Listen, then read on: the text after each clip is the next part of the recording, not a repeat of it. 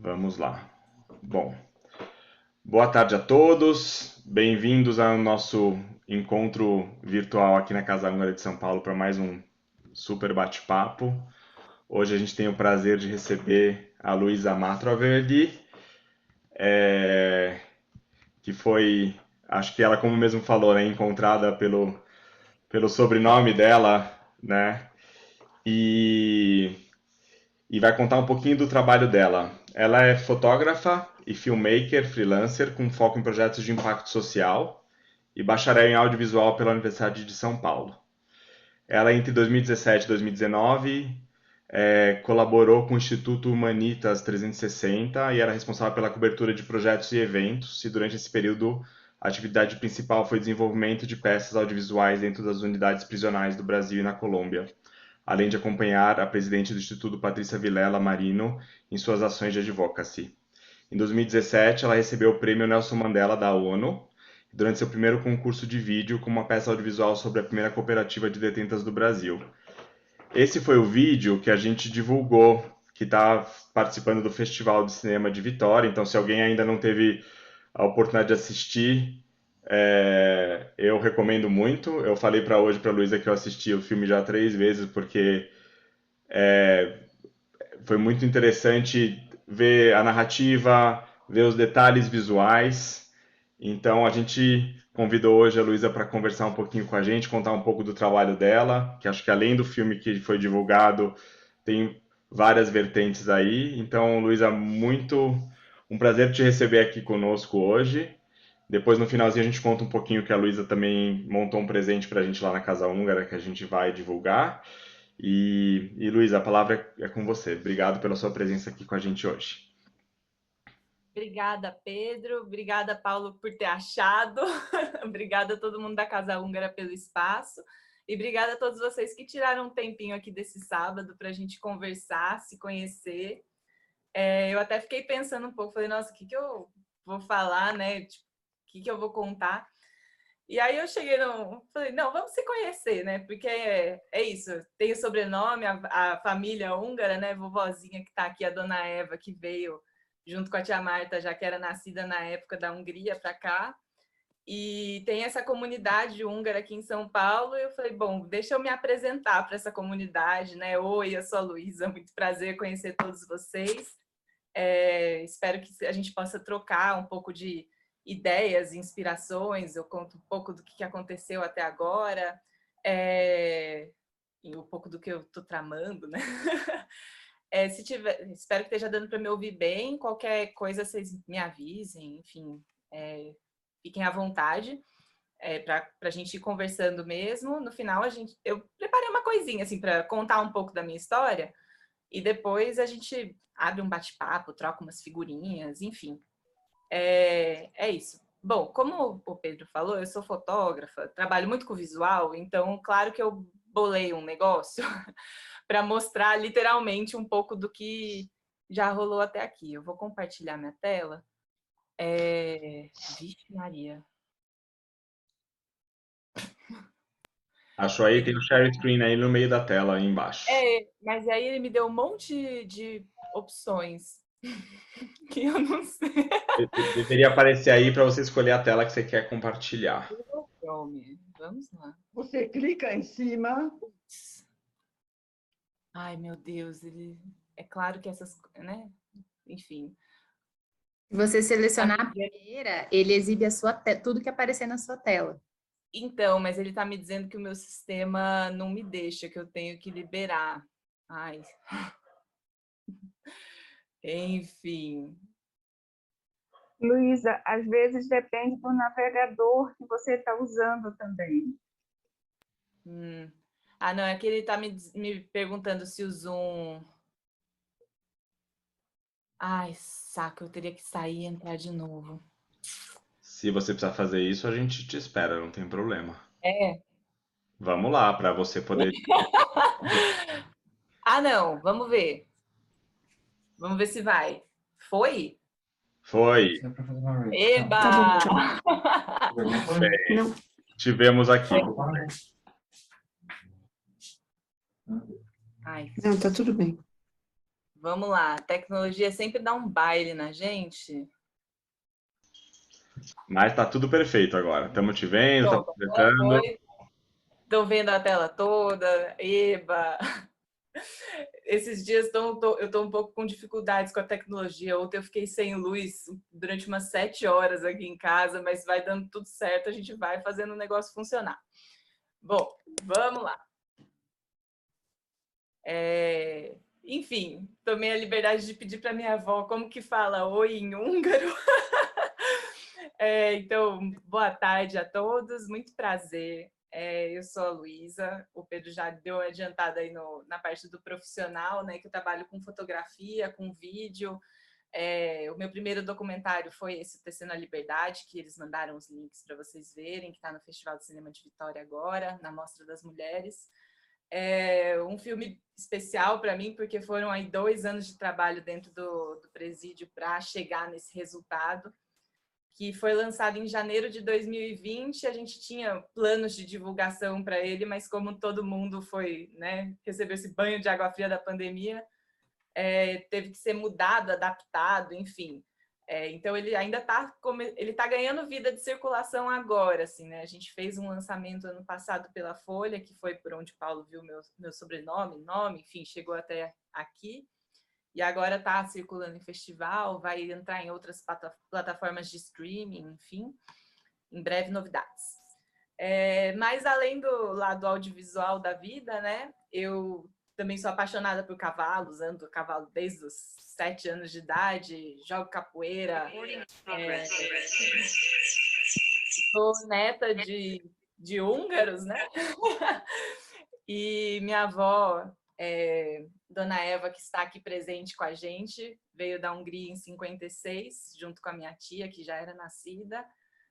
Minha mãe já nasceu aqui no Brasil, e eu também pedi para minha mãe escrever um textinho, né, contando um pouco da minha história, que eu até deixei lá na Casa Húngara. Em breve a gente fala sobre essa parte, e está também no meu blog. Mas segundo a minha mãe, é aquela família bem Brasil, assim, por parte do meu pai, né?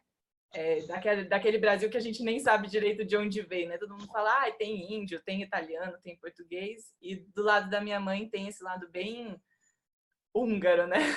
De até onde se sabe, o pessoal todo estava lá na Hungria. Enfim, eu tive a sorte de ir para a Hungria 2 vezes até agora.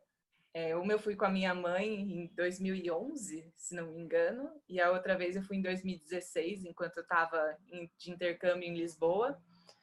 E eu tenho uma relação afetiva engraçada, né, com a Hungria, porque eu não falo húngaro.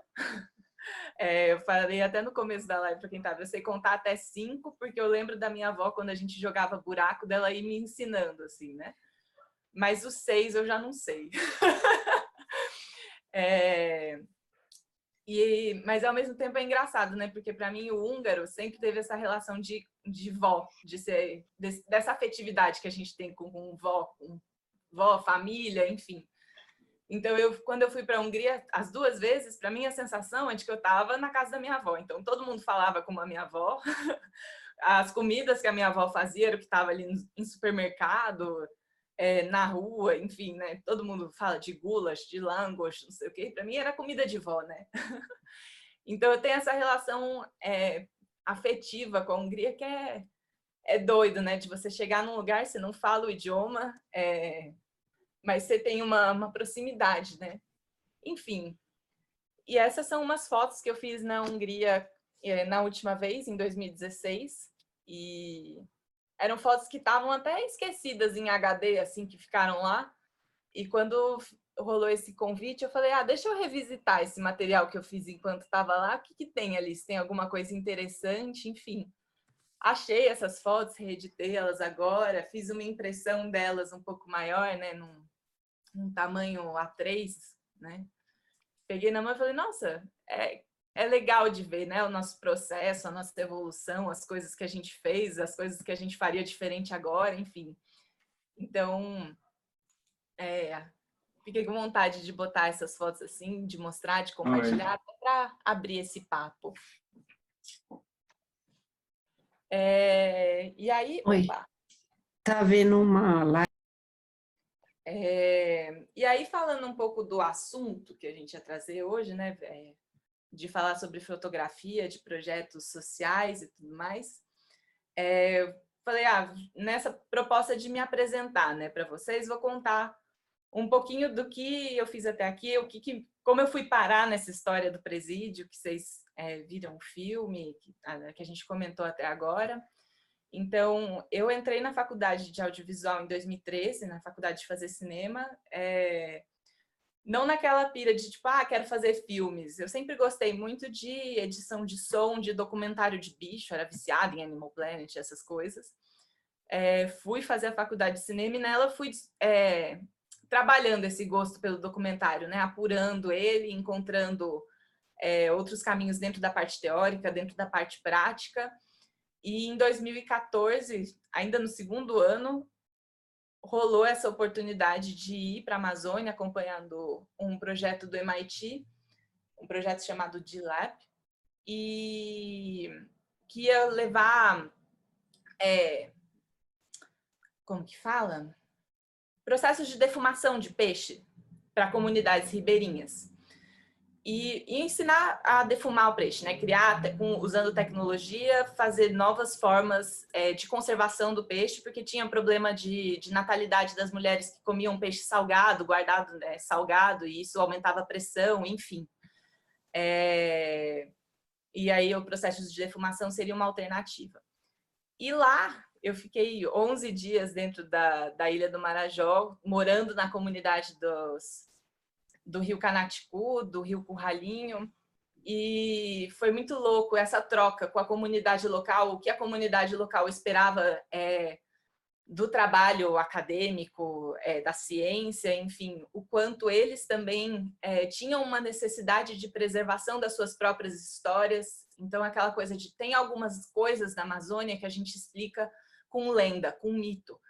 E preservar esse mito faz parte da preservação da Amazônia. A gente não pode varrer esse mito fora, senão a gente tira tudo o que tem de encantamento da Amazônia, das histórias que hoje a gente chama de folclore, mas que tem raízes muito mais profundas, dos próprios povos originários que já estavam lá muito antes da colonização, enfim.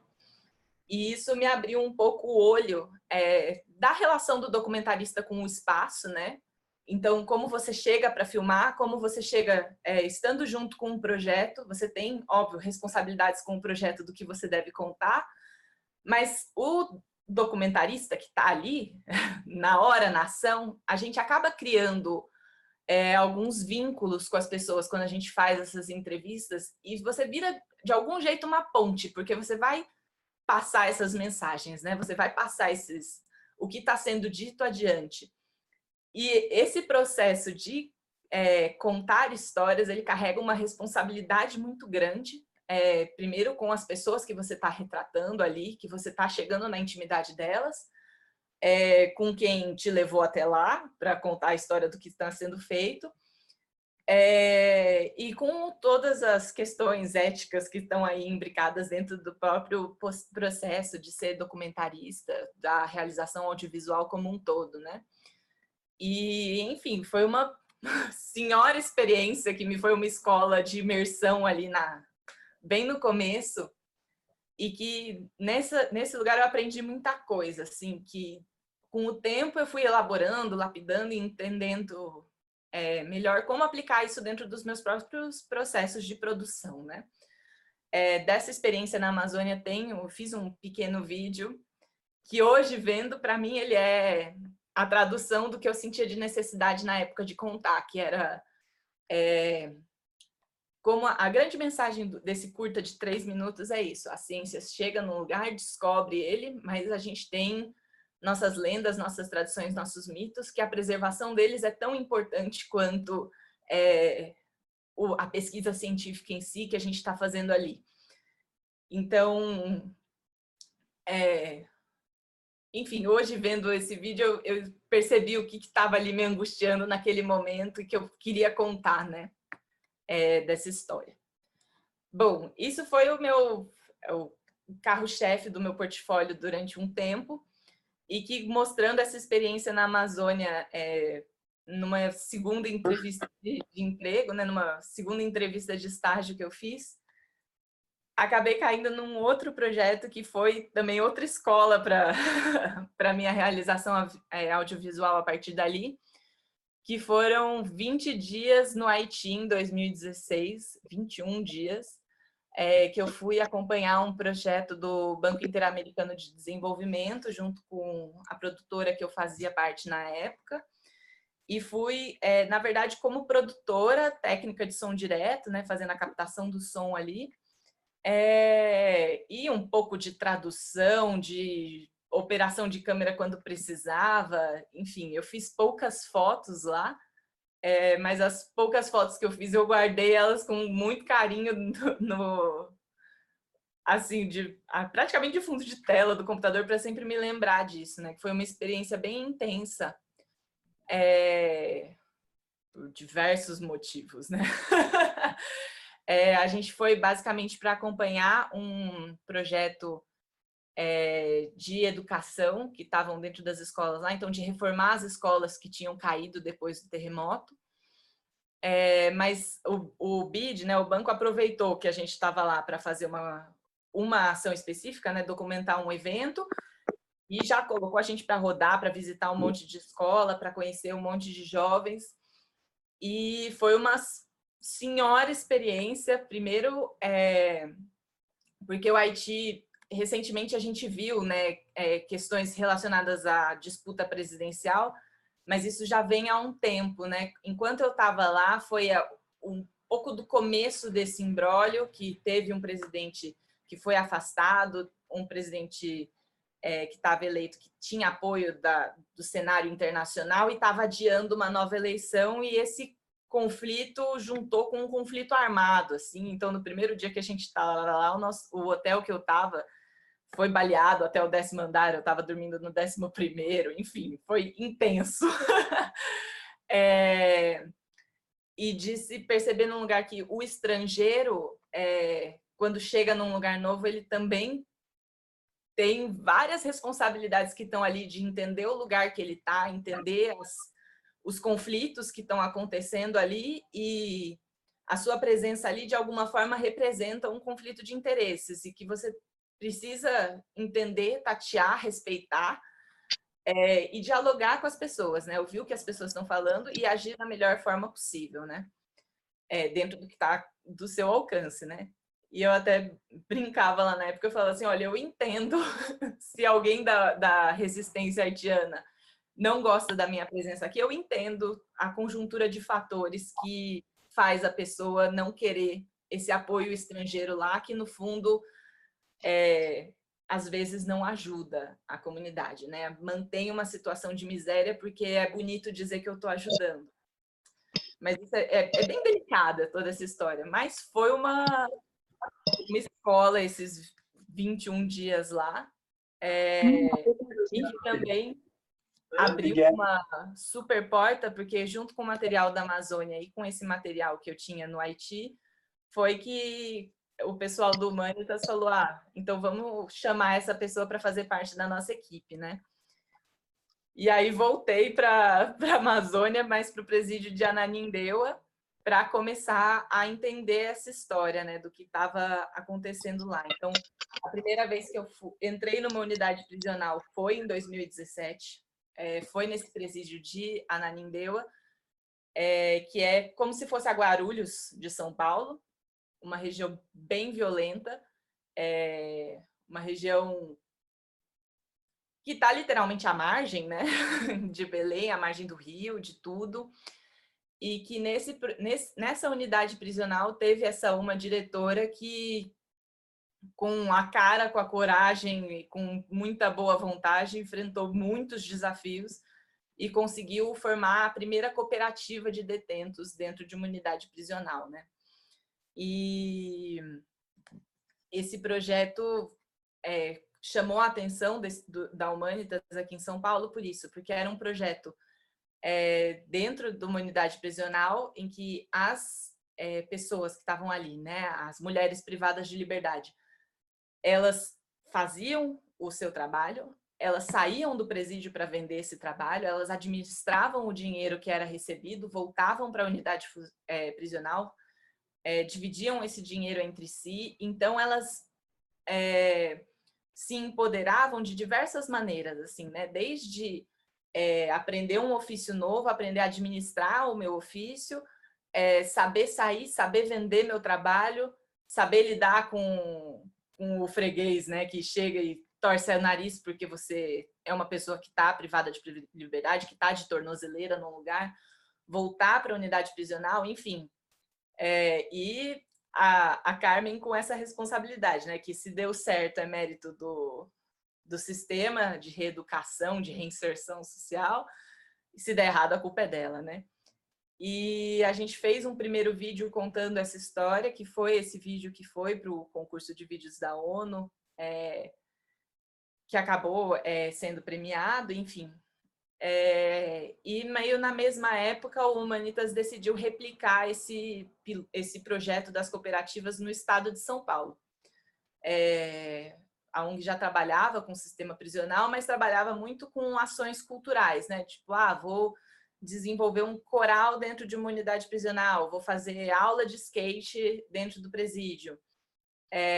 Mas nem sempre esse tipo de projeto tem um retorno efetivo e financeiro na vida das pessoas, né? Fui falando e esqueci de mostrar, né? Essa é a Carmen, a diretora do presídio lá no Pará. E essas são as primeiras mulheres que eu conheci dentro de uma unidade prisional. Essa unidade prisional ela é diferente por muitos motivos, assim, né? Primeiro pelo calor, o Pará é muito quente, então não tem uma obrigatoriedade de uso de uniforme, né? As pessoas podem se vestir com as próprias roupas. E isso muda também o perfil, né? Porque você não tá já com aquela roupa todo mundo igual, você já consegue manter a sua identidade de alguma forma, né? Do seu jeito de vestir, por exemplo. Mas, enfim, voltando, né? Final de 2017, começo de 2018, foi uma empreitada conhecendo unidades prisionais dentro do estado de São Paulo, conhecendo pessoas, ativistas, juízes, enfim, de tudo um pouco. E começando a estruturar esse projeto das cooperativas, né? Então eu fui documentando esse processo literalmente desde o início, né? Desde a primeira reunião que fizeram com o secretário de Segurança até os projetos que já existiam, né? Então, assim, dentro das unidades prisionais de Tremembé, que é um grande polo, né, que tem aqui mais próximo de São Paulo, porque são, se não me engano, 11 unidades prisionais e um CDP ali na região. Todos grandes, né? E eles têm vários projetos que acontecem lá dentro. Existe um conselho da comunidade, que é uma articulação da sociedade civil, que faz projetos dentro da unidade prisional.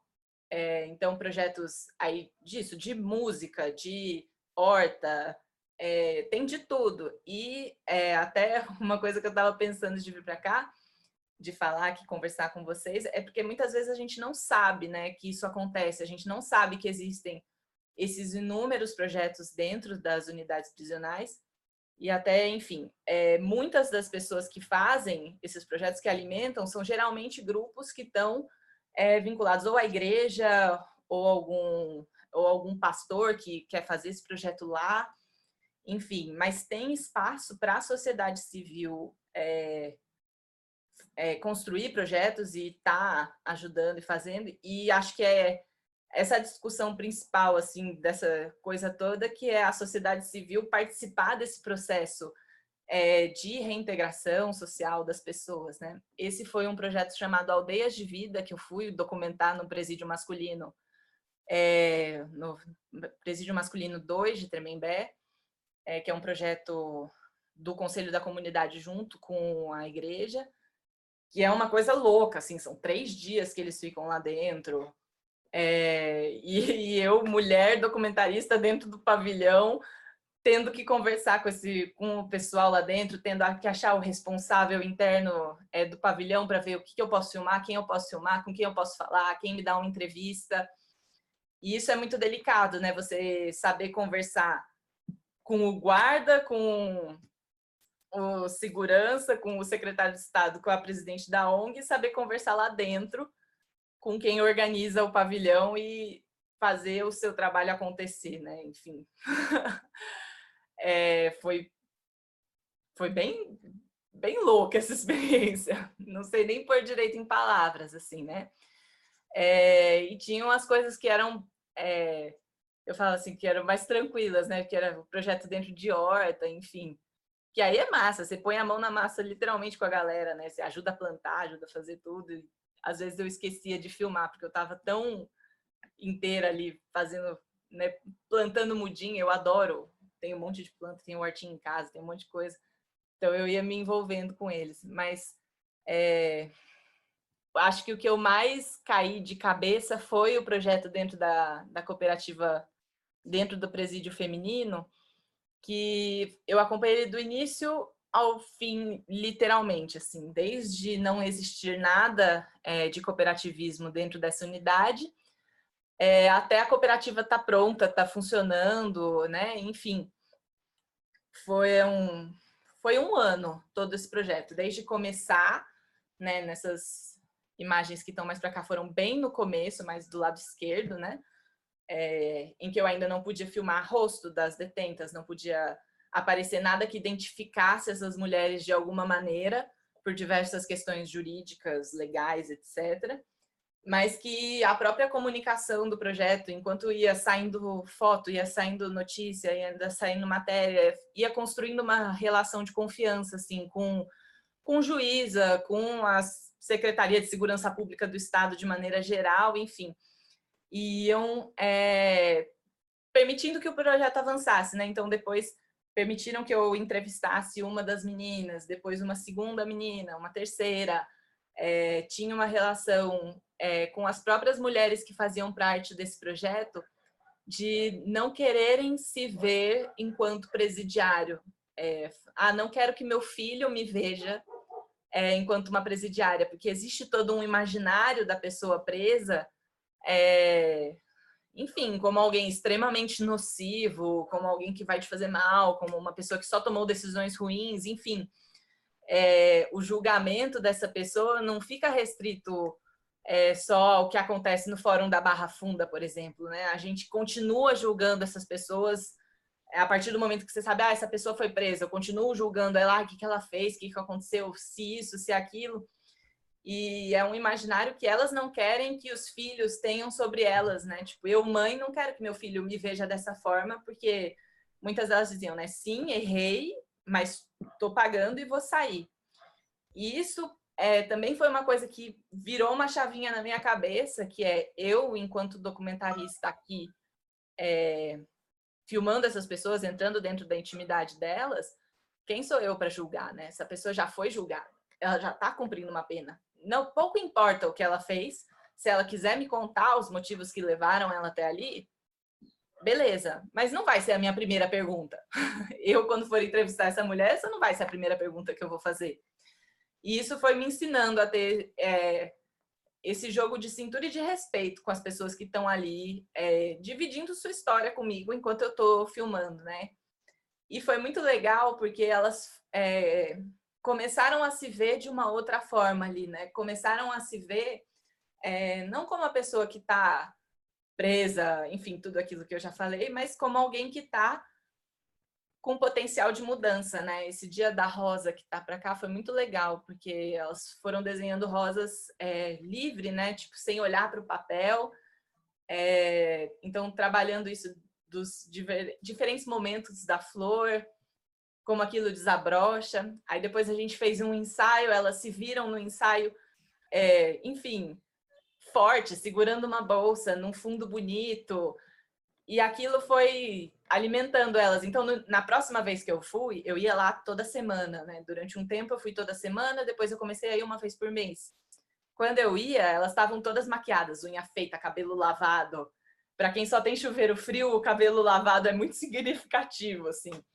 E isso foi trabalhando uma autoestima dessas mulheres, e elas começaram a se empoderar e entender que elas podem, por mais que elas estivessem privadas da sua liberdade, elas poderiam se ver de uma outra forma e poderiam transmitir essa imagem de outra forma para os filhos, né? Então a gente pegou essas fotos desses ensaios que a gente fazia com o fundo das colchas que elas bordavam, e a gente mandava por correio para os filhos dela junto com uma carta.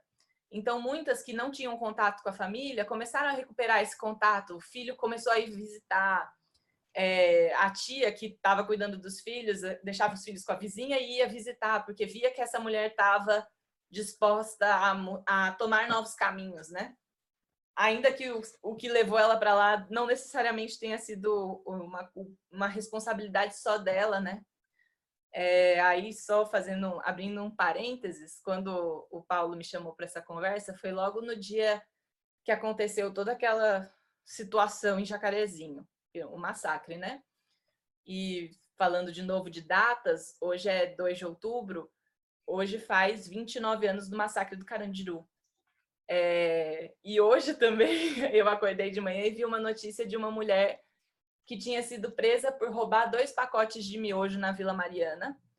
E ela foi julgada culpada e presa porque ela oferecia um risco à comunidade, porque ela estava roubando comida, já tinha sido a segunda passagem dela roubando comida, e isso era um distúrbio da ordem.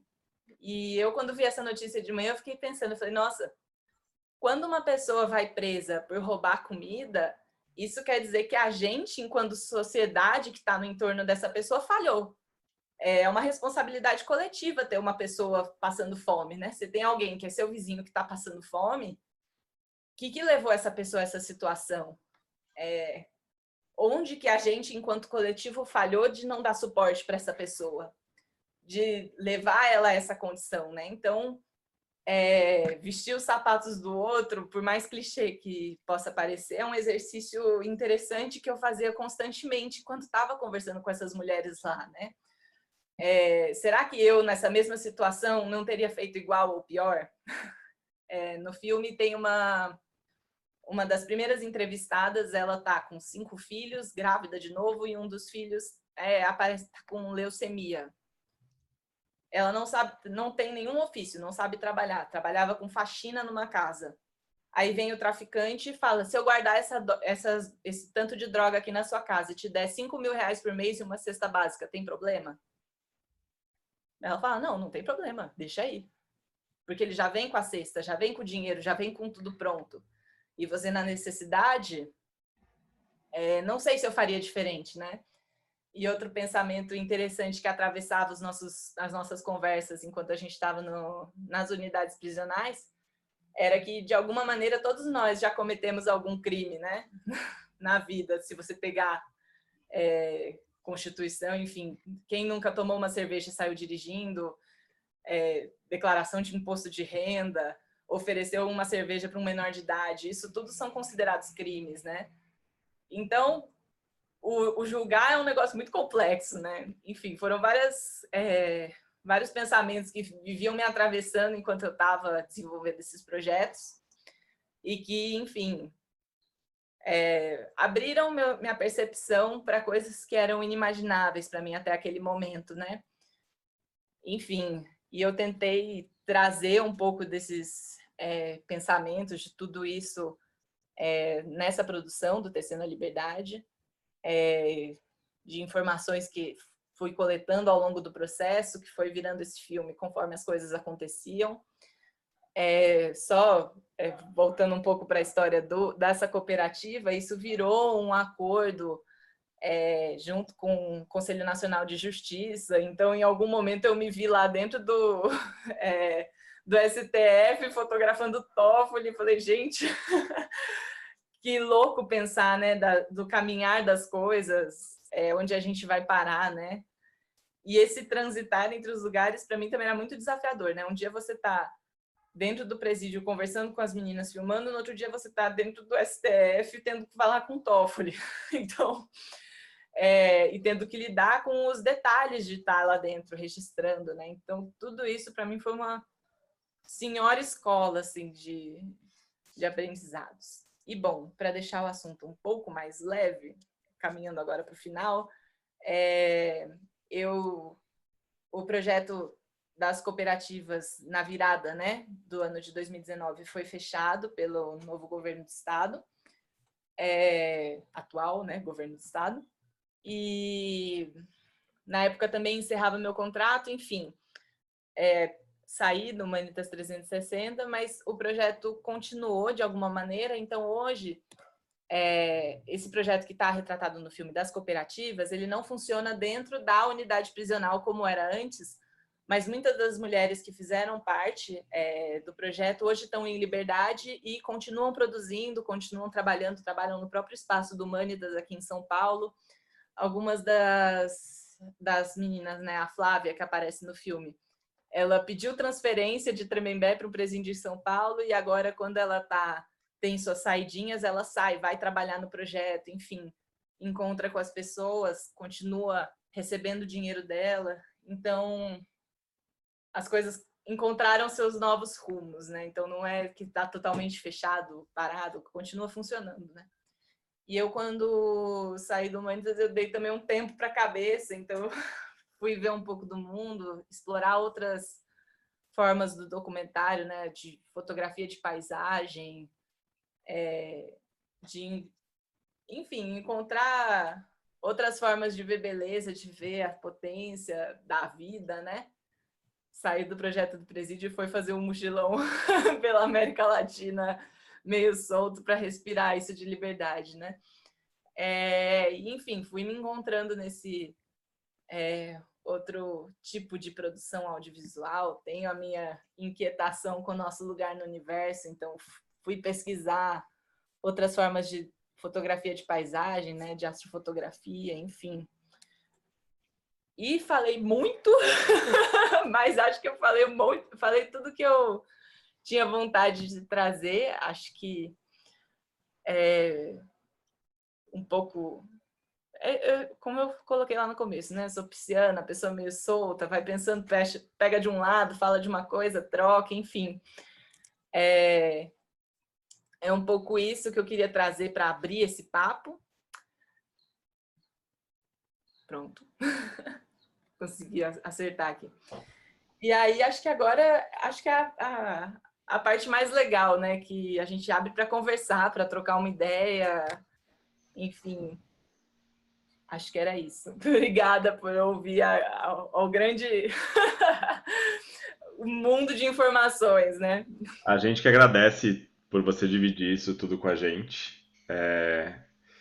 Eu queria de novo recomendar, a gente disponibilizou o filme, né? A gente não, na verdade o filme está disponível no Festival de Cinema de Vitória, né? Então, se alguém não teve a oportunidade de assistir, ele está disponível até o dia 25 de outubro, né? Tá certo a data, Luísa? E aí, enfim, a gente disponibilizou o link, tá nas redes sociais aí da Casa Húngara também, quem quiser dar uma assistida. O Paulo já levantou a mão aqui. Paulo, se quiser fazer seu comentário e pergunta, por favor. Você está no mudo ainda? Tá no mudo, tá no mudo. Isso, não, eu estava procurando o mouse. Agora sim. Achei. Não, são duas coisas, Luísa, que eu queria comentar. Na verdade, só a pergunta é uma só. Não quero dar spoiler sobre o filme, porque o filme é excepcional. Tá? Realmente, ele, na minha opinião, ele tem o potencial de alterar o pensamento que a gente tem de pessoas que estão em situação prisional. Eu acho que é uma coisa que deve ser repensada, porque não é solução ficar construindo cadeia de forma infinita, né? E falando nisso, a outra húngara, a Ilona Sobol de Carvalho, ela fez um livro muito bacana sobre esse tema, né? Sobre o pessoal que trafica drogas. O exemplo que ela pega são mulheres, inclusive, né? Mas não era esse o tema. Então, uma coisa bacana no teu filme, de novo, sem querer dar spoiler, eu e a Nilza, minha mulher, nós tivemos uma experiência de ver o outro lado, né? Você filmou as mães, eu fui ver os filhos, né? Os filhos que estão passando por um processo de perda de guarda, quer dizer, quem perde a guarda são os pais, mas, na verdade, quem assume os filhos é o Estado, e normalmente são filhos já de 4, 5, 6 anos, e a verdade é o seguinte, ninguém quer, né? Então, é uma situação duplamente triste, né? Porque a criança sofre também, potencialmente, ela entra nesse ciclo vicioso, horroroso, né? Mas a pergunta que eu faço é o seguinte: húngaros são famosos por serem fotógrafos, né? Nós temos alguns húngaros assim, do tipo ícones, né? Um deles, eu vejo algumas fotos suas que me lembram as fotos dele, do Robert Capa. O Robert Capa não usava lente, né? Então eu me inspirei nele para jogar fora todas as minhas lentes, literalmente. Eu me desfiz das minhas lentes, só tiro foto de uma máquina. Eu tenho uma Leica que não encaixa lente. Fiz questão de ter uma máquina que não encaixa lente. Isso significa o seguinte, que você tem que chegar na aventura e fotografar ela. Não adianta você ter uma teleobjetiva de 300 milímetros e falar, eu vi, né? Mas está lá no longe. Né? Então, do tipo, na prisão, mesmo se você usou lente, você foi na prisão, né? Você foi no fronte onde todo esse negócio acontece, né? O Kertész, né? O André Kertész, que também é um outro baita de um fotógrafo húngaro, também ele tem esse exemplo. Aí a minha pergunta, você chegou a se inspirar em algum, olhar o trabalho desses húngaros aí que fazem esse trabalho, faziam esse trabalho maravilhoso, no caso do Capa, fundador da Magnum, todas essas coisas aí? Era isso. Perdão, foi muito longo. Não, imagina. Só duas coisas sobre isso. Eu sempre me identifiquei muito com isso de pisar no chão, sabe? De chegar, pisar, estar junto com as pessoas. Tem aquela coisa, né, de se tá todo mundo comendo feijão, você sempre come feijão junto para entender o que está acontecendo, né? Eu sempre me identifiquei muito com esse jeito de fazer. E acho que é um pouco da minha natureza, assim, de chegar, sentar junto e entender o que está acontecendo ali com as pessoas. Quanto a referências, olha, é engraçado porque diferente de alguns amigos meus que saem e vão pesquisar referências, gente que está fazendo algum assunto, eu sou bem o estilo deixar a vida me levar, né? O que vai aparecendo de coisa eu vou bebendo das fontes que vão me chegando e, enfim, eu nunca virei e falei, vou fazer uma pesquisa para ver como as pessoas estão contando esse tipo de história, né? Foram coisas que foram me chegando no meio do caminho, assim. Enfim, no próprio trabalho com Humanitas, um dia chamaram um pessoal que tinha feito um livro sobre mulheres dentro do cárcere, daí que eu conheci o trabalho deles, falei, nossa, que massa, vamos ver o que dá para vir daqui, né? Mas eu acho que isso é um ponto falho até do meu trabalho, de não ir pesquisar, fazer isso, né? De ir atrás dessas referências, de ir beber de fontes parecidas, né? Então, pegar essas... Nossa, quem são os fotógrafos húngaros? O que eles estão fazendo? Eu acho que vai ser o meu próximo passo agora, né? De ir fazer uma busca mais assertiva, mais direcionada, enfim. Próximos passos que vão vir por aí. Muito bom. Maria Luísa está com uma levantada, Vera, logo depois. Olá, parabéns, Luísa, pela sua fala, gostei muito, muito, muito. E quando eu fiquei ouvindo você, eu fiquei pensando numa questão, né? Eu sou professora de uma universidade pública na cidade de Maringá, no Paraná, uma universidade estadual, e muitos amigos nossos tentaram, em diversas ocasiões, apresentar propostas educativas para os presídios brasileiros.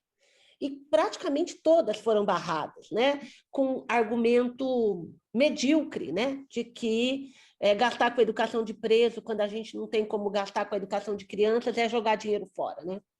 E eu tenho estudado um pouco, já li um pouco, sobre experiências fora do Brasil. Inclusive, eu tenho um colega na Universidade Aberta de Portugal, eu tenho até um livro dele que chama Sistemas Prisionais, História e Desafios da Educação na Era Digital.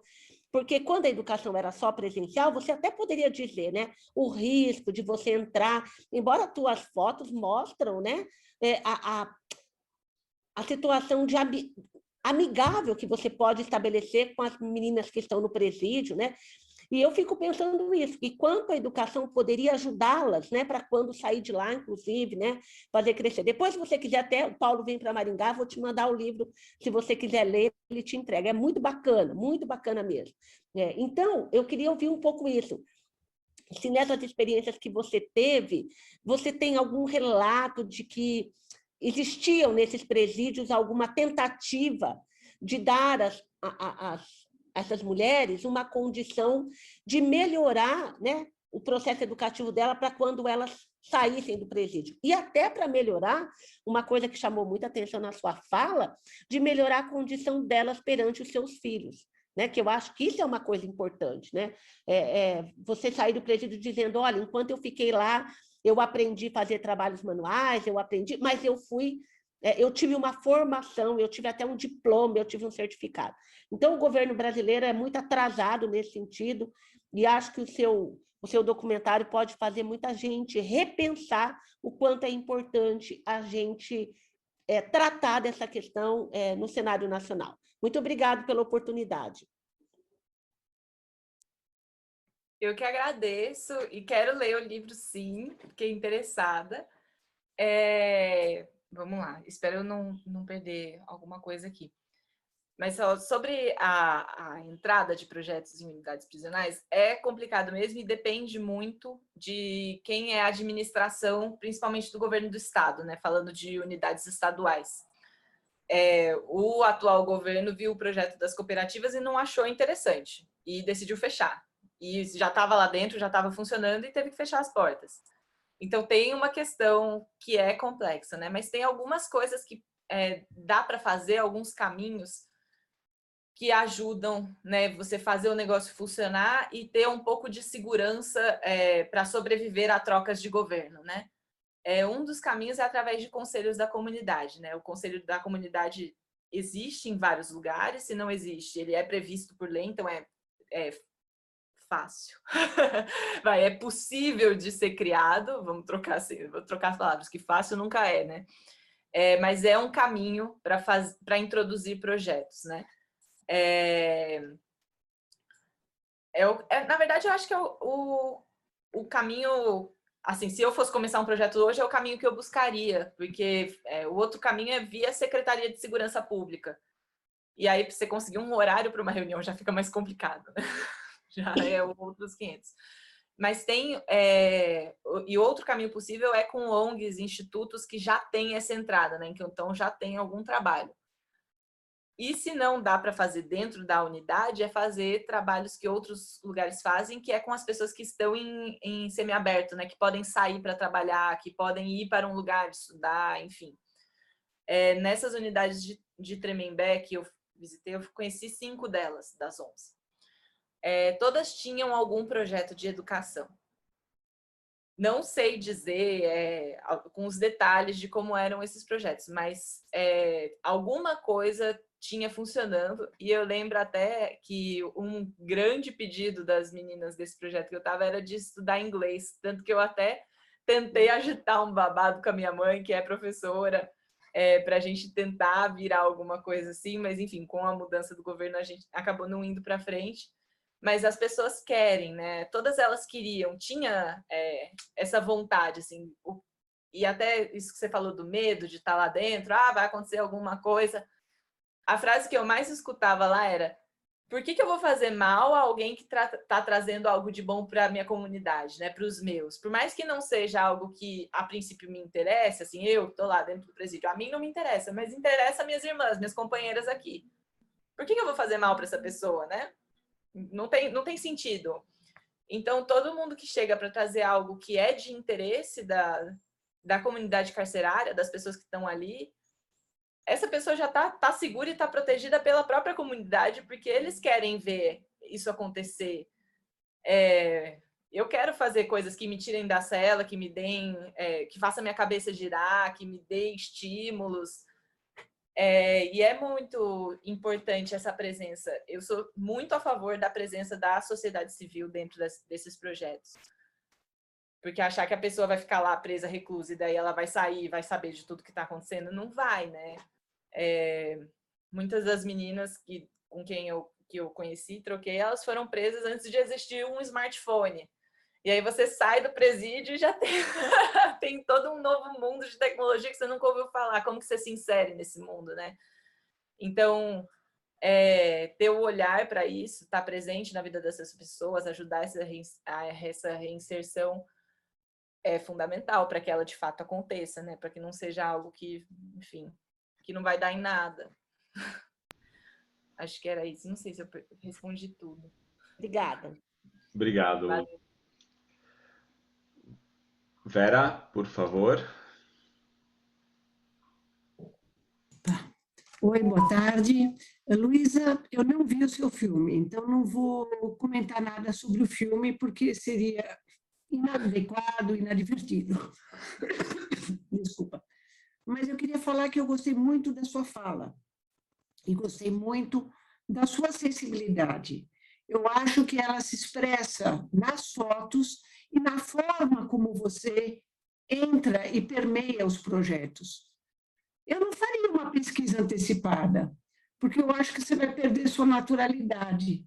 Eu acho que o seu cerne te guia muito bem dentro. E quanto ao medo de entrar no universo prisional, você mesmo falou que tem seus mitos. E eu acho que assim, existe muito mito de como é lá dentro. E você entrou na percepção, no tempo, percebendo a modulação que você precisava estar para estar falando com as meninas, com quem faz a segurança da unidade, com quem dirige a unidade, e depois com o Toffoli lá no Supremo. Então, você foi permeando tudo isso, e você conseguiu ver uma visão vertical. Você fez um corte no bolo inteiro. Eu acho que isso te dá muita propriedade para poder emitir uma opinião e para dizer o que você sentiu e repartir com a sociedade. Gostei das fotos, gostei da versatilidade pelo qual você transita no Haiti, na unidade prisional, e assim foi indo em diversos projetos. Eu acho que você tem essa flexibilidade e gostei muito, parabéns. Vou ver o filme com muito carinho. Seguindo o conselho do Pedro, pelo menos umas 3 vezes. Obrigada, Vera. Obrigada mesmo. Dá um calorzinho no coração ouvir umas coisas assim, dá uma sensação de que tá. Acho que é por aí mesmo que é para a gente seguir. Obrigada.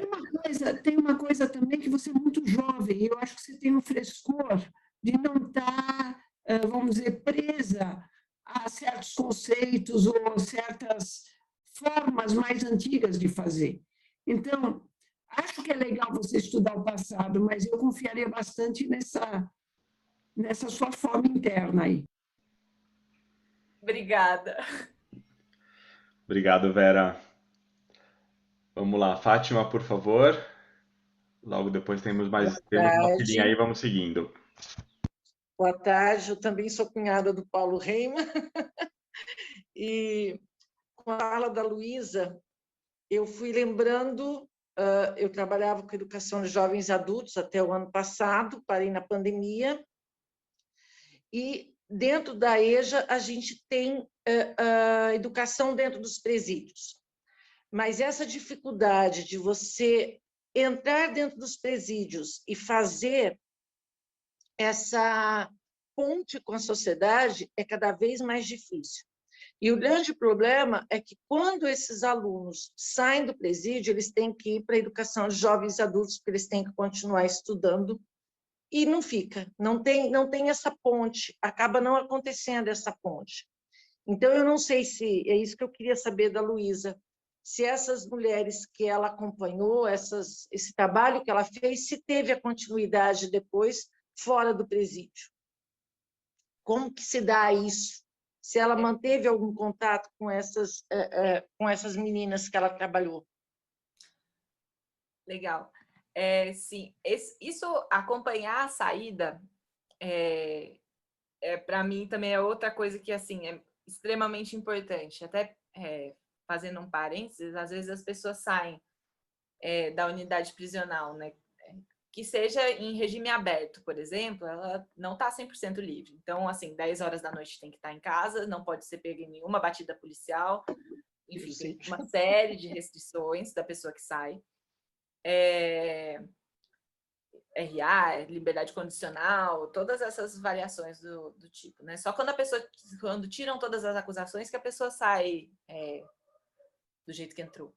Mas, enfim, ninguém sai igual, né? Uma questão muito complexa é a questão da multa, né? Que a pessoa, quando ela é condenada, ela sempre é condenada à privação da liberdade a uma multa.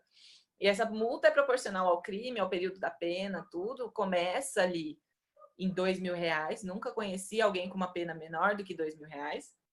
E vai até, assim, pode chegar a R$ 40.000 a multa. E aí eu saí do presídio, enquanto eu não pagar essa multa, eu não tiro o título de eleitor. Sem título de eleitor, eu não posso ter cadeira de trabalho, não posso abrir minha empresa, não posso fazer nada. E aí? O que eu vou fazer? Eu vou estudar? Eu vou ir para a educação de jovens adultos? Ou eu vou trabalhar de bico na feira, carregando caixa, até alguém, sabe? Até eu conseguir juntar R$ 17.000 para pagar minha pena, para daí... É muito complicado, assim, muito complicado. Tem um instituto que eu acompanho, eu posso chamar ela de minha amiga, da Karine, que é uma pessoa que saiu também, ficou 12 anos presa, saiu, o marido dela continua preso, e ela abriu um instituto chamado Instituto Responsa, que faz essa acolhida de inserir a pessoa egressa do sistema prisional no mercado de trabalho. E assim, o Responsa é parceiro do Humanitas, por exemplo. Então, assim, muitas das pessoas que saíram do projeto da cooperativa foram via Responsa e conseguiram outros empregos. Ou pessoas que... isso foi até engraçado. Um dia eu estava na rua, na frente do meu trabalho, aí uma moça parou, você aí, você estava lá em Tremembé, no presídio, né? Daí eu, será que eu respondo que eu estava? Será que eu respondo que eu não estava? Eu falei, eu estava presa lá, eu lembro de você. E você, uma vez, me falou para quando eu sair, eu procurar a Karine do Responsa. E aí eu vim falar com ela e hoje eu estou trabalhando na Yellow com patinete. Muito obrigada. Aí eu, de nada. Que bom. E eu fiquei extremamente feliz naquele dia, porque eu falei, gente, eu sinceramente não me lembrava dessa menina ter me puxado um dia no presídio e, enfim, eu ter falado isso para ela. Eu falei, que bom que eu falei isso para ela, né? Não lembro. Depois eu lembrei da situação, né? Que eu estava no estacionamento, ela estava trabalhando do lado de fora. Eu falei, gente, que loucura, né? Então, assim, eu sempre falo, eu sempre indico a Karine e o Responsa, e as pessoas vão achando esse caminho. O projeto da cooperativa, hoje, eu até ia pegar aqui no meu celular, que eu fui lá essa semana, e todas as que estão de liberdade, elas estão trabalhando lá. Então, o Humanitas montou um ponto com costura, com tudo, com as linhas, elas estão trabalhando lá. Não sei se vai dar para ver, mas essa sereia aqui, ela aparece no filme. Ela está em uma das cenas costurando e agora ela está lá, ela está em regime aberto e vai lá todos os dias trabalhar, volta. Ela até tentou pegar um outro emprego via Responsa, mas daí ela falou, não, vou continuar aqui na cooperativa, né? Enfim, a Eli, ela é demais. Enfim, então, assim, tem esse acompanhamento. É o mundo ideal, assim, é o que a gente espera que aconteça, né? Não é sempre que dá. Então, por exemplo, o presídio lá de Ananindeua, no Pará, também, na virada do ano, né, de 2019, o projeto das cooperativas foi fechada e a Carmen, que era diretora do presídio, foi convidada a sair do cargo pela nova gestão, porque incomodava um projeto desse, incomodava a nova gestão do governo do Pará. Então, ela saiu, não está mais trabalhando dentro do sistema prisional, e aí aquelas mulheres ficou sem amparo, porque não tem ninguém do lado de fora que possa ajudar. E assim, o projeto era incrível, passaram 500 mulheres, né? O dado do filme é de 2017, que eram 209. Esse número, até ela sair em 2019, eram 500 mulheres.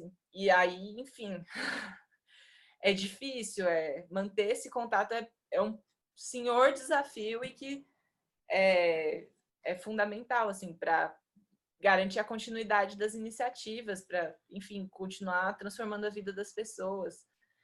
Agora, no Pará, eu não sei, agora, 2021, em que ponto que está isso, né? Como que estão essas mulheres. A Domingas, as que eu conheci, eu tenho contato e sei que estão bem, mas não tem, não é todos os lugares que tem um projeto que acompanha, que fala, tudo. Enfim, acho que é isso. Obrigada, gostei muito da sua fala. Não assisti o filme, mas vou assistir com certeza. E realmente eu sei que é um trabalho árduo demais. Tá? Obrigada. Eu que agradeço. Vamos lá, Olenkov, por favor.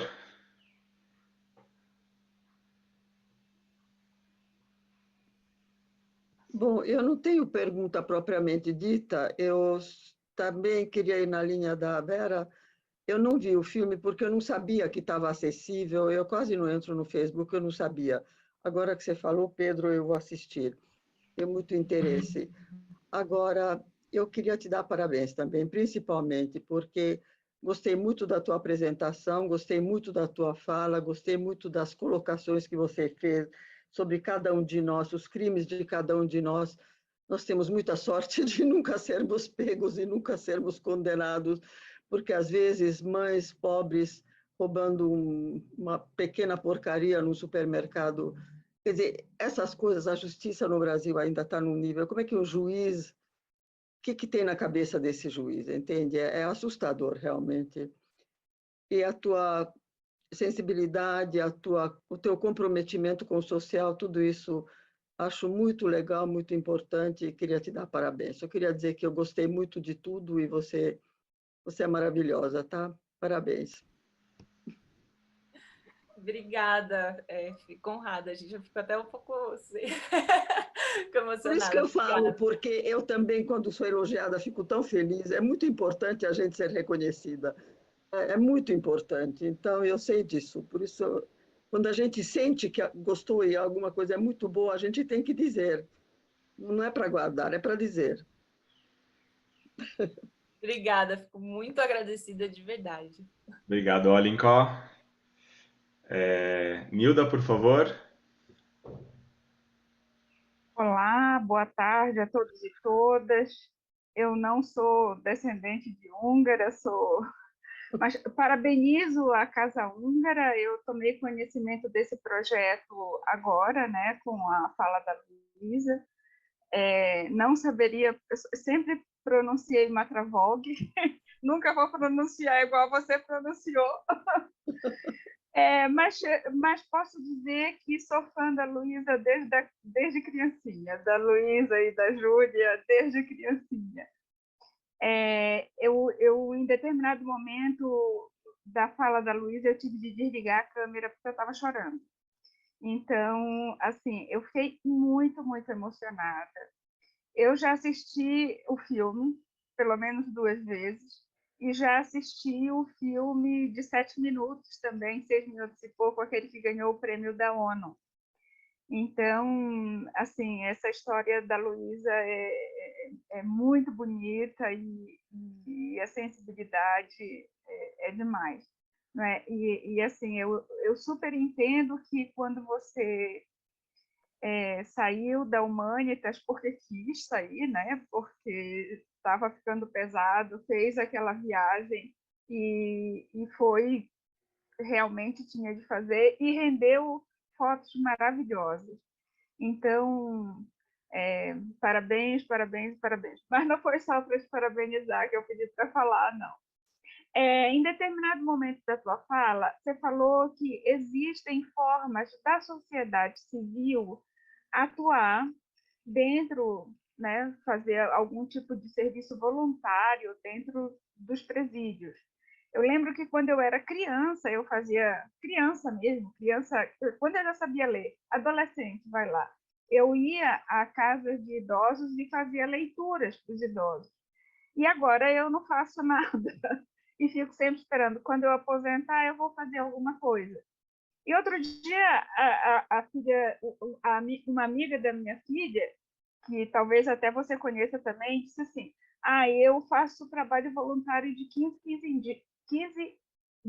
em 15 dias, eu passo uma manhã na pastoral do povo de rua, em São Paulo, e de 15 em 15 dias eu passo uma tarde na pastoral, uma outra pastoral também. Então, era um turno por semana, trabalhando em 2 pastorais, e ela trabalha em tempo integral e consegue fazer isso. Então, eu queria recuperar um pouquinho da tua fala e se você tem indicações para gente, o que a gente pode fazer enquanto sociedade civil que ainda está trabalhando, mas que pode fazer um serviço voluntário de meio período por semana, alguma coisa assim. Obrigada, Luísa. Eu realmente fiquei emocionada. Parabéns. Obrigada, Nilda. Eu que agradeço. Eu fiquei muito feliz quando eu te vi entrando aqui na salinha. Eu falei, a Nilda é praticamente da família, né? Eu considero tia, né? Das tias. O brasileiro tem isso, né? Ficou muito próximo da família, virou tia, né? Tudo tia, mas é de coração. Sobre, enfim, trabalhos voluntários, etc. Isso até foi uma crise minha por um tempo, que eu filhava e falava assim, pô, eu só faço foto, só faço vídeo. Enfim, queria pôr a mão na massa também, né? Você fica assim, eu quero ajudar, quero costurar, quero bordar, quero fazer alguma coisa. E depois eu entendi que o próprio ato de comunicar, ele já é uma senhora ajuda, né? Então eu sempre falo assim, se você não tem tempo de nada, tô atolado de trabalho, ajuda divulgando. Ajudar a divulgar, fazer a mensagem chegar já é uma senhora ajuda, ainda mais agora, né? Que você fala, segue a senhora ajuda e tem o Pix ali, você fazer o Pix correr já é também uma ajuda, né? Você nunca sabe quem vai ser atravessado por aquilo e vai se interessar, querer colaborar, ou mesmo ouvi a Luísa falando aquilo, e aí eu comento alguma coisa que vai mudar a cabeça de alguém depois, né? Então, isso já é uma senhora ajuda para todos esses trabalhos, né? Quanto a trabalho voluntário ligado ao sistema prisional, por exemplo, quero ajudar essas pessoas, eu tenho uma lista. Eu posso passar a lista para vocês com todo carinho, com todo amor. O projeto das cooperativas está funcionando, né? Aqui em São Paulo, que eu falei lá no Humanitas, eles recebem ajuda de voluntários. Então, assim, a cada 15 dias elas participam de um bazar. Esse bazar, para acontecer, precisa transporte, elas precisam chegar lá, precisa de gente para ajudar com as compras, elas têm mostra, têm evento, então elas têm um banco de dados de voluntários ali que elas chamam para ajudar conforme vão rolando essas ações. Então, tem bazar a cada 15 dias que elas precisam de apoio, assim, para fazer o bagulho acontecer. Então, já é um jeito, assim, a cada 15 dias, um sábado, posso dar essa força. Massa. Tem a Karine do Responsa, que é a minha amiga desse projeto chamado Responsa, que também sempre está precisando de gente para apoiá-la, principalmente em coisas que acontecem presencial, coisas assim, tudo mais. Tem a pastoral carcerária também é um outro trabalho aqui em São Paulo que sempre precisa de ajuda e que faz desde trabalho de distribuir marmita até coisas mais com projetos mesmo, de coisas de educação. Tem um outro projeto na Luz que atende só mulheres transexuais, da comunidade LGBTQ+, enfim, mas principalmente mulheres trans que saíram de unidades prisionais. Que também é um outro, elas têm projetos de educação, de aula, de tudo.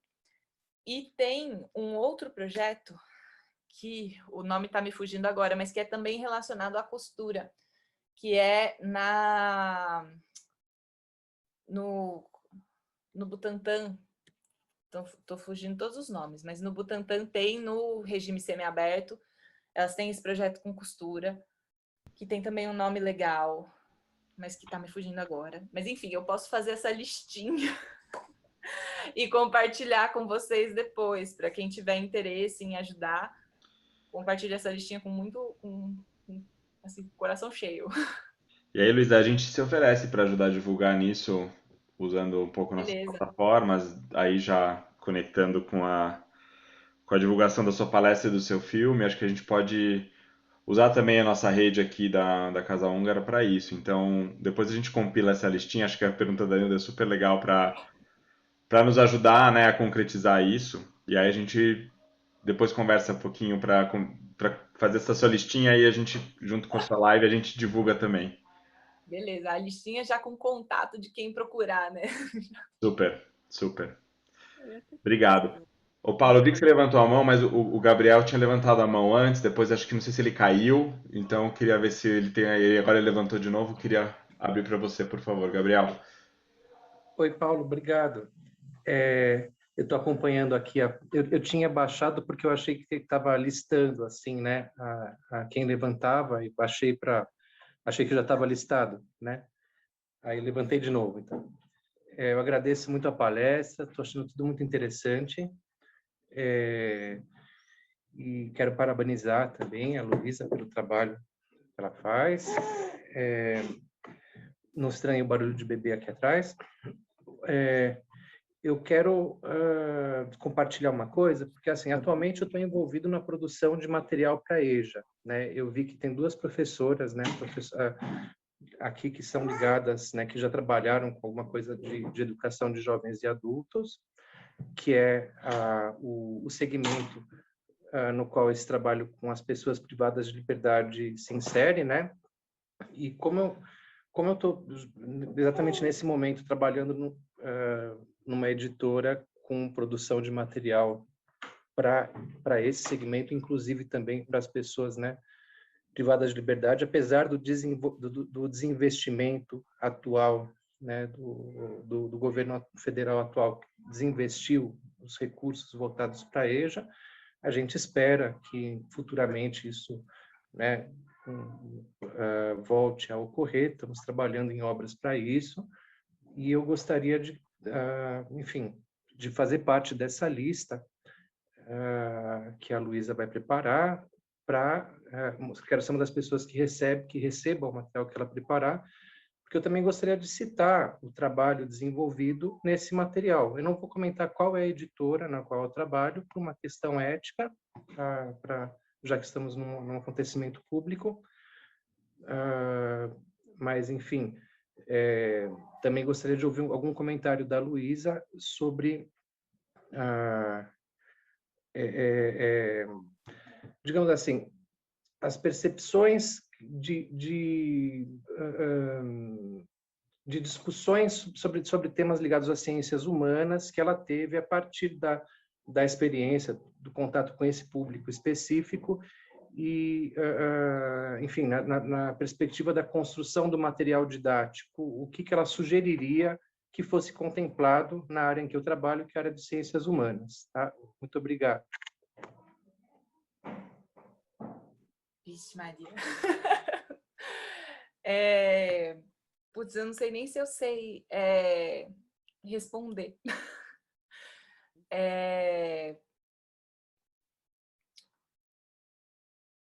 Desculpa, só para então reformular de alguma forma para ajudar, assim, tudo que você apontou até agora na sua fala tem muito a ver com assim uma visão de sociedade, uma visão de reinserção social, uma visão de contato com o outro, enfim, são várias competências que você desenvolveu no seu projeto que são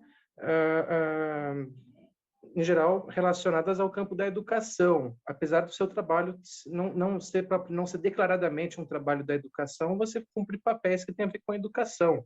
Uhum. Tanto é que duas professoras experientes que conhecem esse público se pronunciaram aqui falando em seu favor, né, sobre o interesse, digamos assim, pedagógico, embora não seja um trabalho propriamente da educação, tem cumpre uma função que em geral é a educação que dá. Então, não sei, eu fiquei interessado em ouvir mais sobre que realmente a minha pergunta é um tanto confusa, mas eu pretendo referir o seu documentário nas obras que a gente vai produzir agora, como uma das indicações, né, de sugestão para o leitor, né? Sim. Obra didática, né?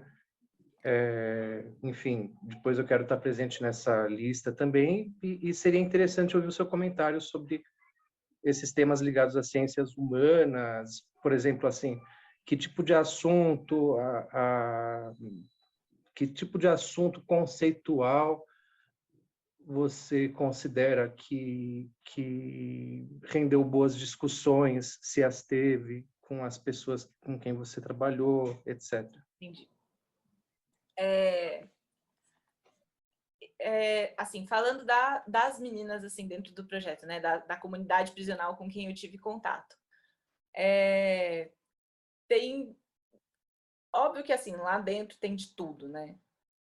Tem pessoas de diferentes referências, gente que estudou até a 4ª série, gente que fez faculdade, né? Então, óbvio que tem as unidades prisionais têm sua separação, né? Então, até um fato curioso, uma vez num presídio masculino, eu entrei no presídio masculino 1 de Tremembé, que é onde estão os presos, desde crimes midiáticos até, enfim, pessoas com algum grau de escolaridade mais alto, enfim. E, assim, tinha gente lá que tinha mestrado, que tinha doutorado, e que eu aprendia com eles várias coisas, assim, de sentar, de conversar. Eu pegava referências de coisas para ler com essas pessoas, né? E aí, do outro lado, né, em outras unidades prisionais, que tem outro nível de escolaridade de tudo, as pessoas são bem esclarecidas, assim, lá dentro, quanto a diversos assuntos. Por mais que a escolaridade, alguns, assim, tenham estudado até 7ª série, 8ª série, enfim, não tenham terminado um ensino médio, a própria convivência lá traz muitos ensinamentos, né? E daí, isso, eu acho que o rap tem um papel muito importante na difusão das ideias, né?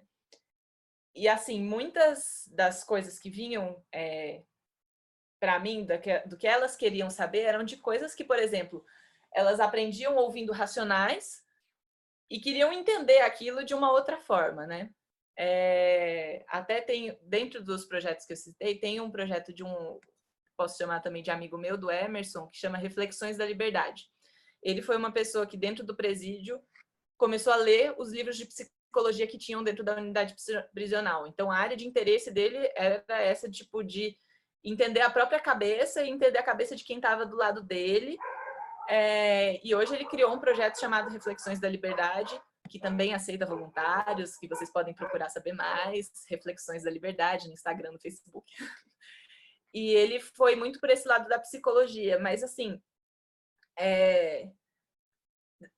são diferentes perfis, né, das pessoas lá dentro, cada um vai puxando para um lado, tem áreas de interesses diferentes, mas tem uma demanda muito grande por saberes e que vem deles, assim, eu acho que tem uma diversidade muito grande que vale a pena sentar e conversar com essas pessoas para entender o que a elas é mais interessante, e isso varia do perfil da unidade, do perfil do grupo das pessoas.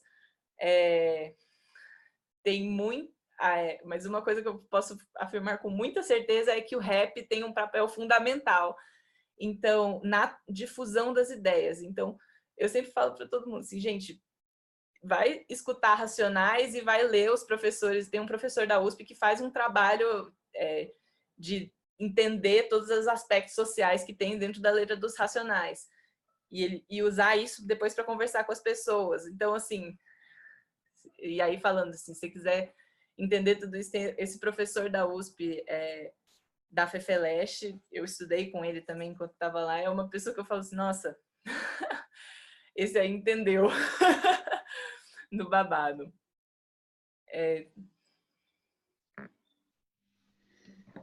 Nossa, a galera no chat tá... Para escrever. Comecei a ler aqui, Sim, sim. Recomendo o chat, o chat está melhor do que eu nas respostas. Os assuntos que o pessoal está levantando, né, que as professoras estão sugerindo, com certeza são assuntos que são contemplados, né? Essa questão da inclusão é fundamental nas obras de EJA, né?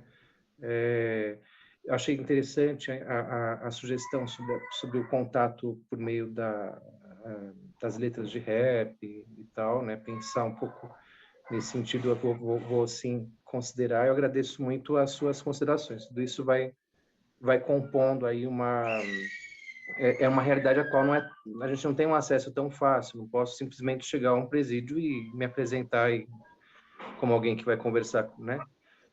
Então, justamente por isso, eu estou buscando ter esses elementos de alguém que teve a experiência, né? Obrigado, Gabriel. Obrigado. Paulo levantou a mão de novo. Não, só rapidamente, não quero ser redundante, eu tinha esquecido, perdão, cunhadas, que eu tenho especialistas na família sobre o tema, inclusive na prática, né? E eu queria pegar uma carona com o comentário da Olinko e da Vera Kish, e voltar a um ponto que eu já tinha colocado, né? Então, a gente vê no filme e nos seus comentários o desastre interno, tá? A repercussão externa é uma coisa assim que, quando você vai, não quero ficar insistindo, ficar dando muito exemplo, mas, por exemplo, você vai numa casa, mudou de nome, mas eu chamo de casa de abrigo, né? Crianças de 0 anos a 18 anos, exatamente no dia de aniversário, ela tem que ir embora. Então, por exemplo, você vê irmãos, 2 aninhos, 6 aninhos, 17 anos e 364 dias. Tá? A família já está separada, porque a mãe está na cadeia e o pai está na cadeia. O moleque faz, isso a gente viu, faz 18 dias e a família já destruída, o moleque tem que sair. Quando ele completa 18 anos, ele tem que sair. Mas é no dia do aniversário que tem que sair, não é que canta parabéns e fica mais uma semana. Vai embora. É lei. E aí a criança de meses e a de 6, 7 anos, que tudo que ela tem é a figura do pai e da mãe nesse moleque de 17, né? E destrói. Vi trabalhos bacanas, Pedro, que a gente podia, por exemplo, que o Santo Américo deixou um vácuozinho na região de Paraisópolis, por exemplo, né? Onde nas adjacências tem muitas casas alugadas justamente para essas crianças.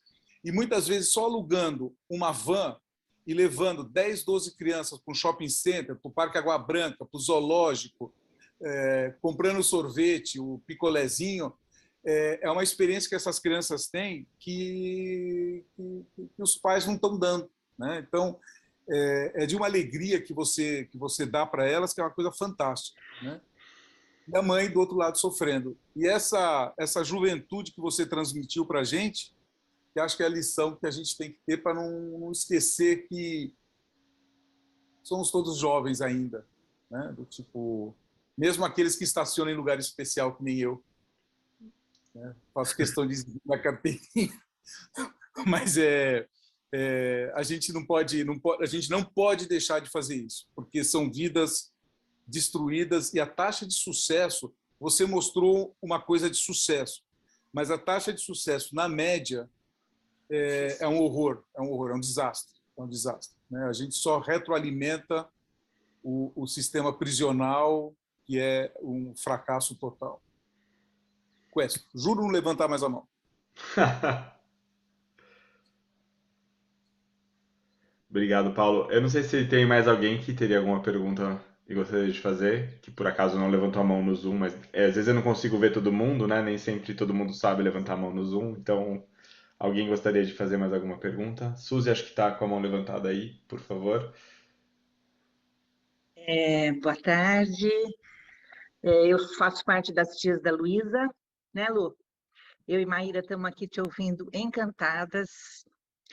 Estou muito emocionada e, enfim, queria que você contasse um pouquinho para a gente de planos futuros, projetos bonitos que você tem ainda, e porque eu acho que a tua contribuição já dada é enorme e, com certeza, né, tudo que você tiver ainda de plano vai trazer muita coisa boa aí para não só para essas comunidades, né, mais específicas, mas para todo mundo que entra em contato com uma proposta tão linda, com uma doação, né, tão linda, com uma preocupação social tão sensível. Então, parabéns, obrigada, um beijo, e a palavra volta para você nos falar ainda de coisas mais bonitas aí que tem na tua cabecinha linda.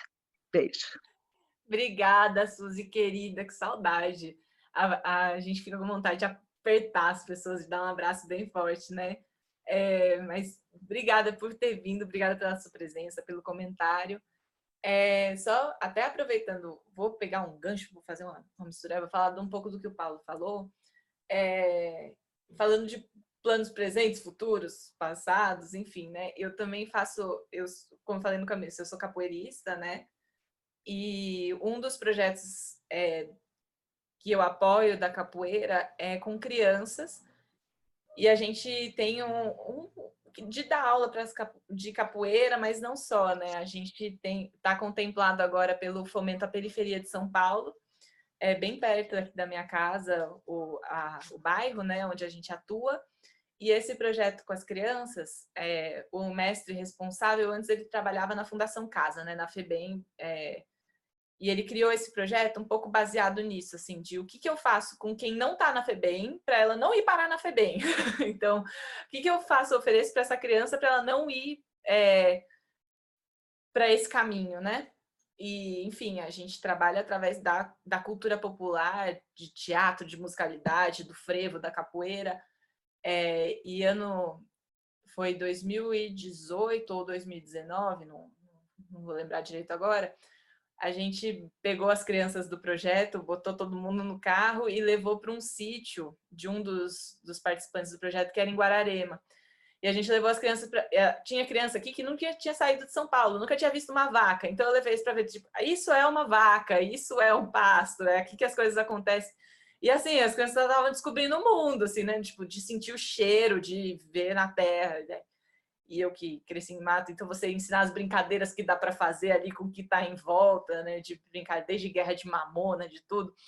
Isso foi uma experiência, assim, também que eu guardo no coração, assim, de pegar essas crianças e levar para fazer essa bagunça, assim, no mato. E isso também é importante, né? Você pegar, levar. Então, assim, de planos presentes, futuros, o que eu tenho agora é isso, esse projeto que a gente vai ficar aí mais um ano, até 2022, né? No final de 2022 que ele acaba. Então, a gente ainda tem um tempo aí, um chão para trabalhar com essa criançada, com os pais aqui no bairro, com tudo. Tá um pouco travado por conta de pandemia, né? Porque a gente foi contemplado e aí começou a pandemia. E aí o projeto tem muita coisa que era presencial, que a gente teve que adaptar para online. Putz, projeto com criança online é complicado, porque ninguém aguenta mais ficar na tela, né? Aí se eu vou fazer a capoeira, que é divertido na tela do computador, fica chato. Então agora a gente está trazendo isso para o presencial de novo. A minha parte nesse projeto é uma oficina de audiovisual com essas crianças. Então, o meu próximo passo é voltar no presencial com essa galera para a gente ir trabalhando isso, né? Isso também é um outro lado do meu trabalho, de trabalhar com oficina para criança, né? Trabalhei em São José, em São Francisco Xavier, tudo junto, sempre junto com apoio de universidade, né? Então, tinha um programa de extensão da universidade que a gente entrava junto e ia fazendo. Agora, assim, é isso que é o meu próximo passo. Eu tenho uma grande angústia com existir um mundo, né, no futuro. Então, de concentrar energias em ações que vão ajudar a gente ou a barrar de alguma forma, se possível, reverter crise climática, crise ambiental. Então, isso quando eu saí do Humanitas antes da pandemia, o meu objetivo era ir para esse lado de atuação, de ter mundo. Então, é disso que eu estou bebendo agora. Isso é o que está me inspirando, me motivando, é onde eu estou querendo mirar agora. Vamos ver o que vai acontecer, para onde a vida leva a gente, né? O que vai vir. Mas é isso. Inclusive, eu vou me dar o direito de pôr na minha listinha para os voluntários para ajudarem nesse projeto também que a gente tem aqui na Bica de Pedra com as crianças. E esse projeto a gente, desde o começo da pandemia, está distribuindo cesta básica, gás de cozinha, marmita, feira, tudo para a comunidade aqui no bairro. Mais próximas são 23 famílias. Mas o bolo todo chega a 50, um pouco mais de 50 famílias do bairro todo que essa rede acaba apoiando. E aí todo sábado distribui feira, marmita, enfim. Tem mais essa, que eu vou me dar o luxo de pôr na listinha. Por favor, por favor. Mas é isso. Obrigada, Suzy, de novo. Mais alguém, pessoal, que gostaria de fazer alguma pergunta? E se não, eu queria aproveitar, e aí, na verdade, fazer um pedido, Luísa, se quiser falar um pouquinho mais também de como a gente acha o seu trabalho, né?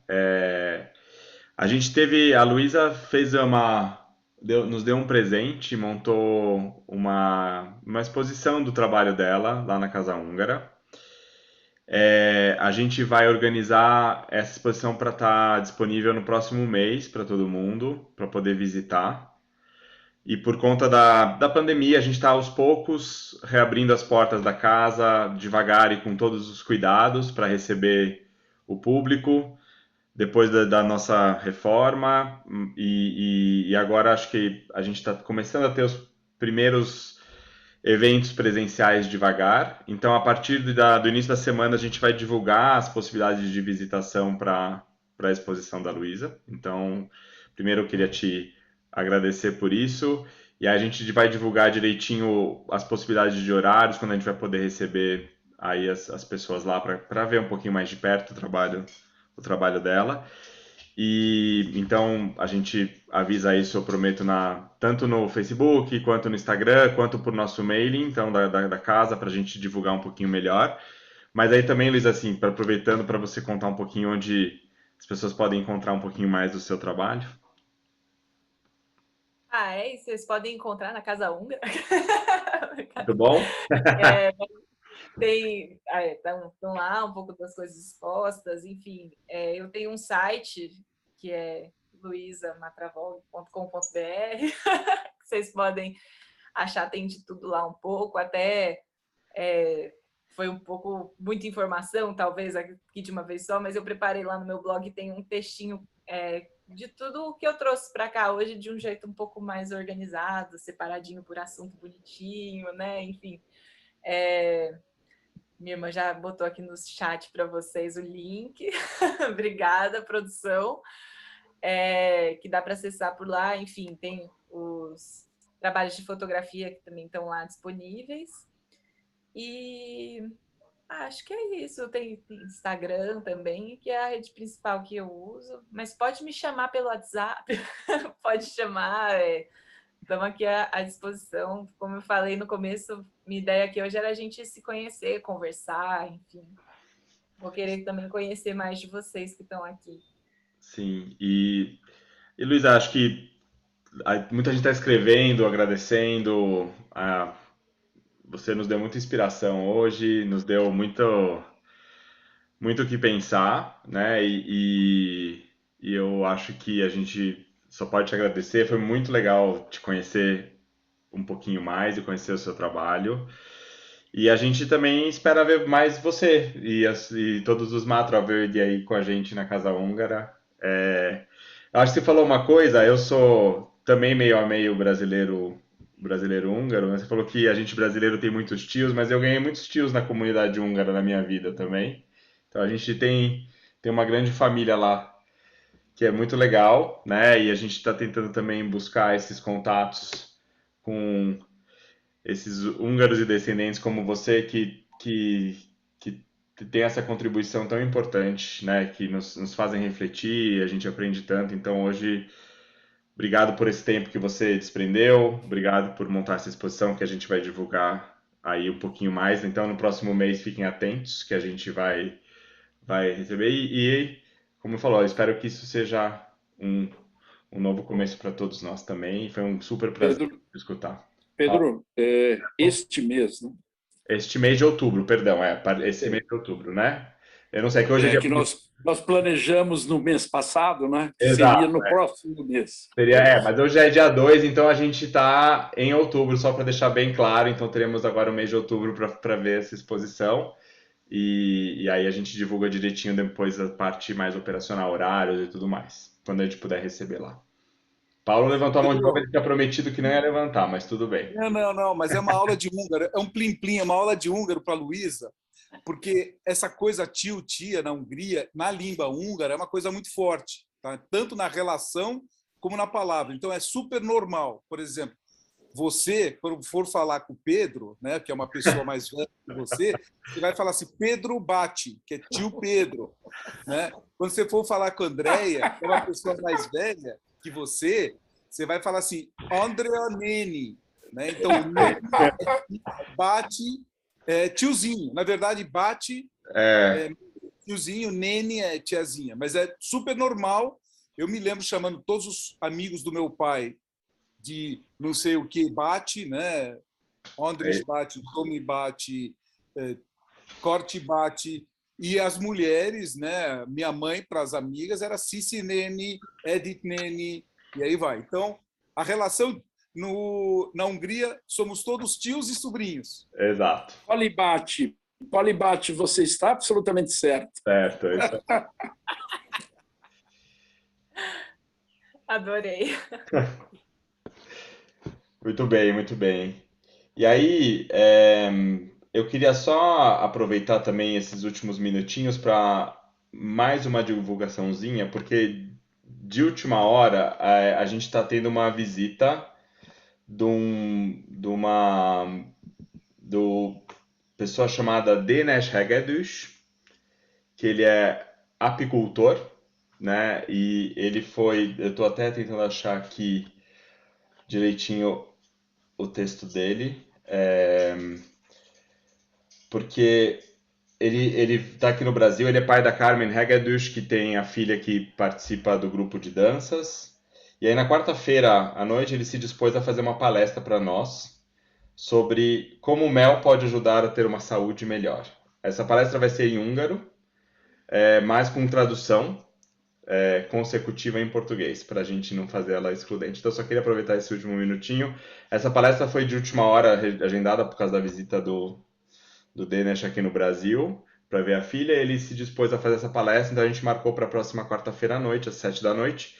A gente vai amanhã fazer uma divulgação nas nossas redes também, então eu queria só aproveitar esse último segundinho para fazer essa propaganda, roubar um minutinho aqui. E é isso.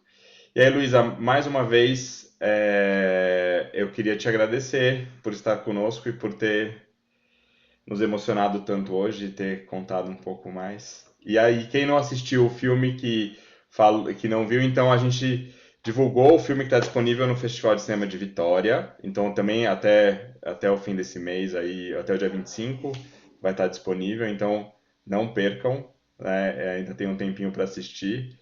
O que eu acho válido, na minha opinião, assistir várias vezes, porque tem muita coisa para escutar e muita coisa para ver. Não é só algo. Então é por isso que eu tive que assistir mais de uma vez, porque uma hora eu me perdi vendo, depois eu falei, nossa, não prestei atenção no que falaram. Aí uma hora eu prestei atenção. Então é muito rico. São 23 minutos quase, né? Enfim, mas muito bom. Então, mais uma vez, obrigado, Luísa.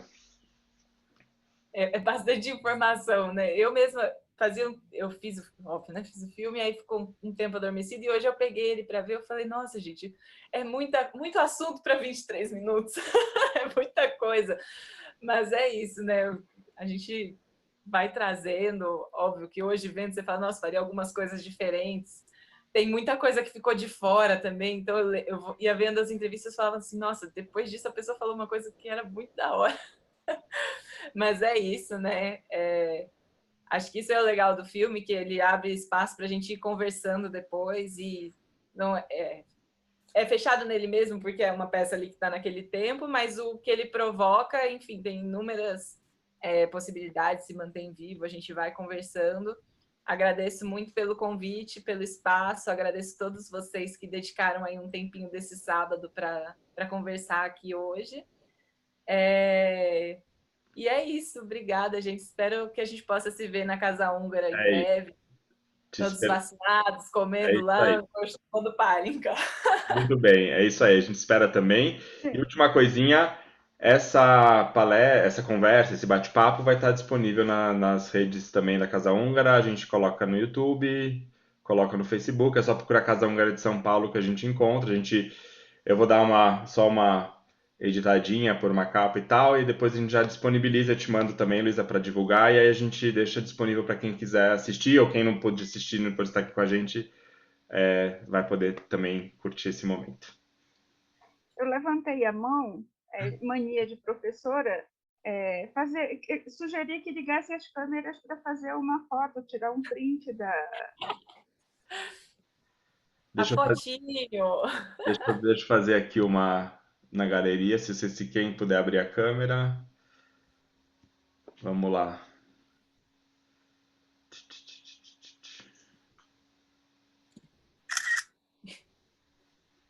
Alguém já fez, né? Quem que fez? Eu.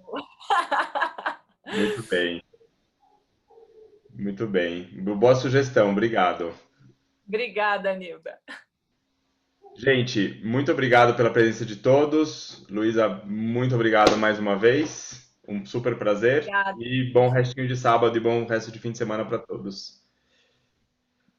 Szép jó estét kívánok. Tchau, tchau, gente. Sziasztok! Beijos! Sziasztok! Tchau, tchau.